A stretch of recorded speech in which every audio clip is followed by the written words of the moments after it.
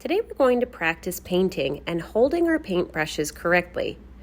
So on everybody's paper you should have a drawing of a bird, and we're going to use this really skinny brush, a detail brush, to paint over the lines that you have drawn. Now it's really important that we hold this correctly. I'm going to hold it straight up and down. You'll never see me hold it to the side like a pencil. So what I'm going to do is I'm going to practice without paint first. So I'm just going to hold my brush and gently pull it across the surface. I'm holding my paintbrush straight up and down, and as I practice, you're going to notice that the bristles barely touch the paper.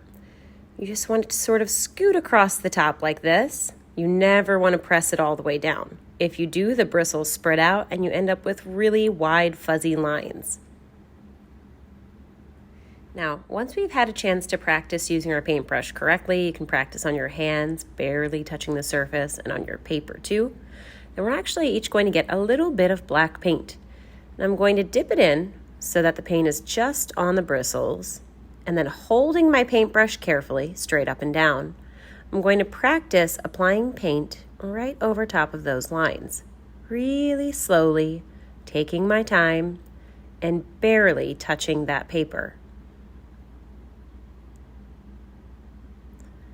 Now, once you start to notice that your paint gets fuzzy, kind of like this, I'll hold it up closer so you can see, that means that your paintbrush is talking to you. It needs a little bit more paint. So once you notice that fuzzy paint, you're just going to dip it back in and then continue painting.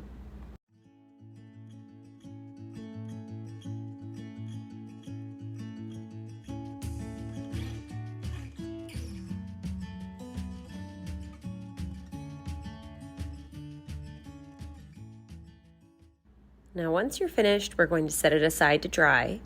And then the next time we're together, we're going to use either warm or cool colors to color in our bird.